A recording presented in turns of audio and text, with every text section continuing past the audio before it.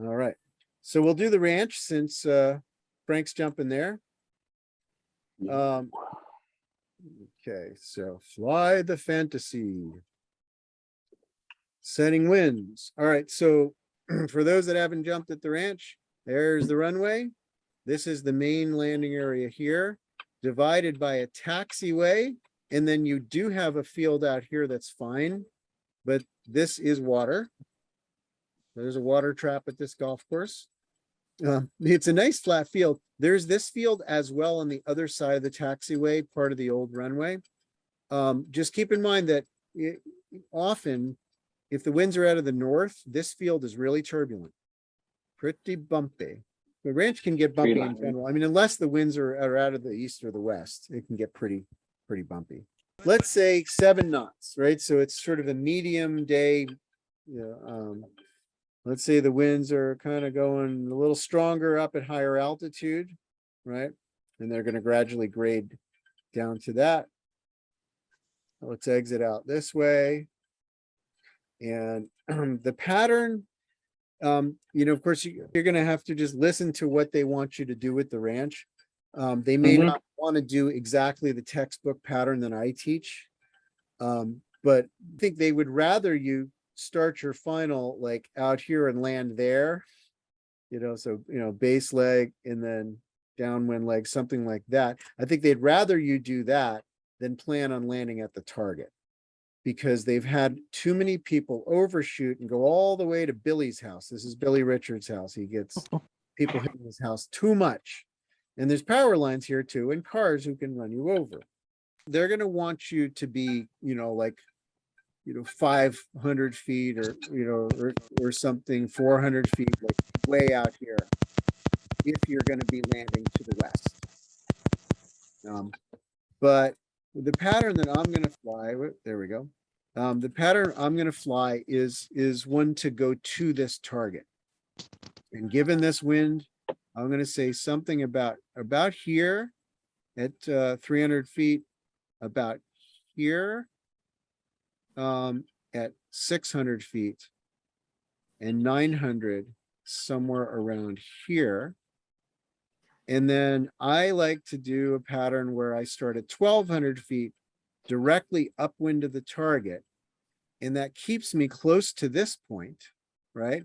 And it also keeps me from getting too far downwind and then having to fly up into my pattern, right? I want to be, if anything, flying downwind into my pattern or across the wind line. And I find people are a lot more consistent if they come from close to the target and then go away and come back in than if they start over here and then maybe don't make it to this point at the right altitude or whatever. So it seems to work the best. So let's test my metal. SkydiVR. Okay, good. All right, so I'm not flying yet, which means that I can look around and go, okay, there's the airport and there's the pattern. Does that help? It's nice that I can pull that up. Right. All right, so here we go. We're going to get started with the sim. Okay, so first thing first, right? Make sure this thing is looking good. All the lines attached. Am I flying straight in the first place, right? Then I'm going to reach up and grab my toggles. I'm going to pull them down, and then I'm going to release and see that the pitch actually responds, right? I can look forward and see my nose come up. I can also see the parachute move back, and I'll feel a weight gain if I actually flare fast enough, right? That weight gain is an indication that the flare worked, that I leveled off. Does it turn left? Yes. Looks good. Any traffic off to the right? Nope. Let's see if it turns right. And does it fly straight after when I gain that speed, right? If I do a big turn and then stop, it may oversteer a little, but then it should stop turning. See if there's a difference to the right and to the left. All right, so that all looks good. Now looking down at the ground, I'm near the river and I'm getting closer to the drop zone. So I should probably turn away, face into the wind so I don't pass the drop zone, right? So I did a lot of dicking around facing with the wind. I shouldn't have done that, because if I check my ground track, right? That's where I am. I'm just barely moving across the ground. See, the white dot is where I am. And if I lift my eyes, my glide angle's not that good. I mean, I can make it over to the campground, but just barely. So because I'm in a 14 knot headwind, I can go, you know, only a short distance in that heading. But if I do a 180, where can I go? See the dot out there in the distance, right? Big difference in my glide angle. A lot of ground speed. If I turn 90 degrees to the wind line, I'm sliding to my right because it's still pretty windy. And at this point, my projected landing point will be off the end of that arrow. And that's going to be over here somewhere there. It's way over there. Right. So it's off to my right. Right. Just lifting my eyes straight ahead. I'm sliding to my right. If I added some brakes, I would slide even more. It goes further in the distance, but off to my, there we go. That's where I'm going. Further to the right. Now again, brakes off. That's where I'm going. So the other thing I think is extremely helpful is to see the relative wind. So right now I'm facing into the wind. I'm always facing into the relative wind unless uncoordinated flight. But the bubbles are coming from like the river, right? That's where the relative wind angle is. My 2.5 to 1 glide or 3 to 1 glide. In this case, it's like 2.2 is the engineering of this model. But below that is where I'm actually going to land, right? So relative glide is the green dot. All right. So now I was teaching, but I should have been flying my canopy because it's 1,000 feet. What am I going to do? I think it's great that I screwed up, because now I can show what you might do in the event that you're out of position at 1,000 feet. Well, I can float in the brakes to reduce descent rate. I'm sliding kind of where I want to go, more or less. I mean, I'm barely going down. And I'm just going to make little turns to change where I'm headed to. Let's look at the destination point. Up to the right. Well, I could go really far away because I'm in the brakes in the downwind heading. So now I'm looking okay. If I let him up, I think I can probably get pretty close to the line that I wanted. But since I'm a little low, I'm going to need to maybe cut to the inside of the pattern, at least the beginning part of the pattern, and not go for that first pattern point, right? So I'm going to intercept a little bit here, right? So because I can't make it to the 900-foot mark, I'm going to intercept the line here. So now I'm just making my little corrections so that I fly the line that I want. Looking for traffic. Here comes the otter. Now I'm going to start my turn now because there is enough wind that I need to turn more than 90. So I'm going to turn a little too early. I can always turn right and create a little bit more distance, right? But if I turn late from downwind to base, I can find myself too far away. I'm going to go a little right and then I'm going to go left. And let's see what this does.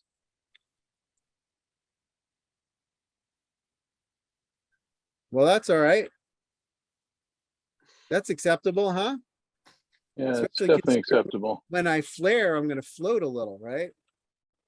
Lift the eyes, look forward. Flare. Oh, I was 2 feet from the target. How horrible. And think about it, right? I really screwed up because I was goofing around all the way down to here. It's like 1,200 feet. I wanted to be at a very specific place, but I was, you know, talking about relative wind and all that. So I still managed to float it in the brakes, get to the position that I wanted, cut off the corner, and here at 700 feet, I was more or less at the line that I wanted to be. Right? And it worked out fine. And I flew a pretty relatively square pattern, but I went away a little, remember? Because I knew there was some wind. I started this turn a little prematurely. That's fine. I've held my position. I can always turn right to create the space if I've got too much altitude. And then I bring it on in. Bonk. Cool. As long as you're having fun. well, do everything.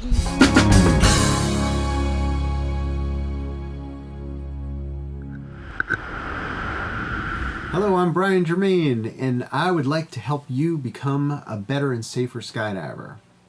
There's a lot of information that needs to be assimilated, and going to the drop zone is but one way to get that information. As a matter of fact, it may not be the best way, depending on who's teaching you and how much time they have to dedicate to your training.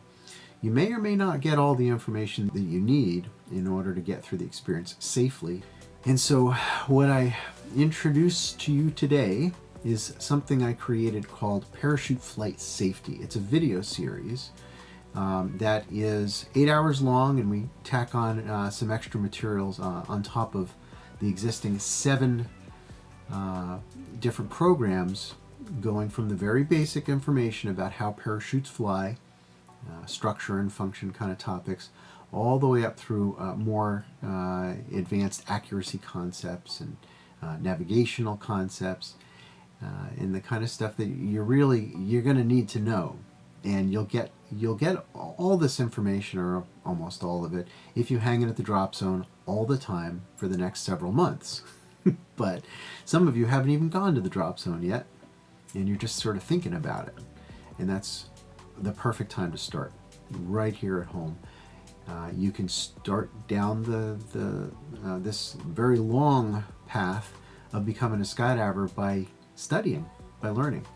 And this has not been done before, at least to my knowledge, where now we've got tests, and we've got loads of videos that fit in with those tests, and you take the test and you go, oh wow, I didn't get all those questions right. Fine.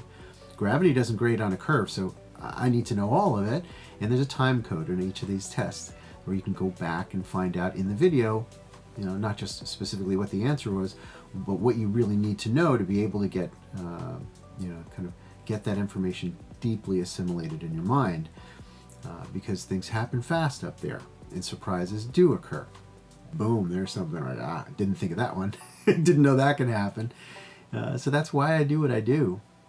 All these hours that I've spent talking to video cameras and talking in live video conferences with folks all over the world, individuals, groups, sometimes very large groups. This information seems to be really helping people. And some of you are going to be enjoying this stuff as instructors. You're going to be learning from the material that I put together so that you can teach your students better. And I think that's great.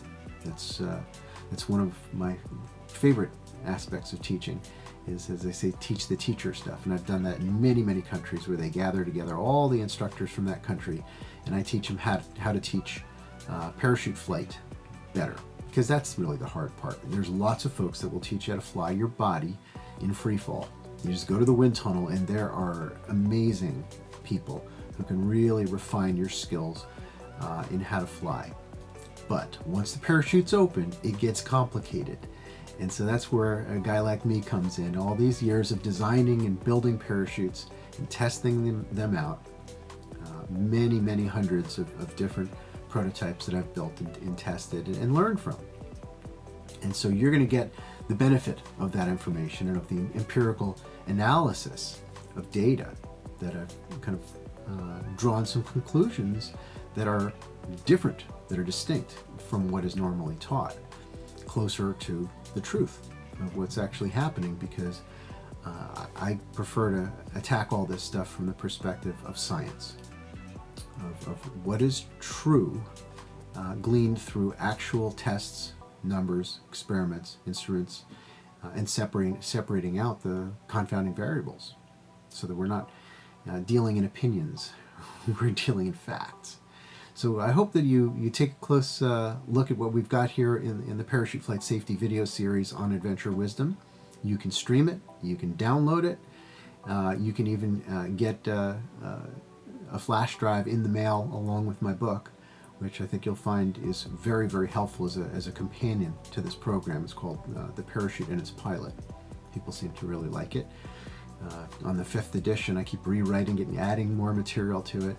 as I continue to add more videos to the Adventure Wisdom, the library that's going to help you become safer. I know that I can't help everybody avoid every hiccup in this sport, but with enough effort on your part, I think you'll be able to get through this in a way that is pretty smooth, that you're able to get over that initial hump where you've got the information deficit and you don't really know what to do in every scenario. But if you fortify yourself with information, skydiving is very doable. It's a very reasonable thing to do, and it is absolutely worth it. Best thing I've ever done. So join me, Parachute Flight Safety. I'll see you there. As long as you're having fun, well, do everything.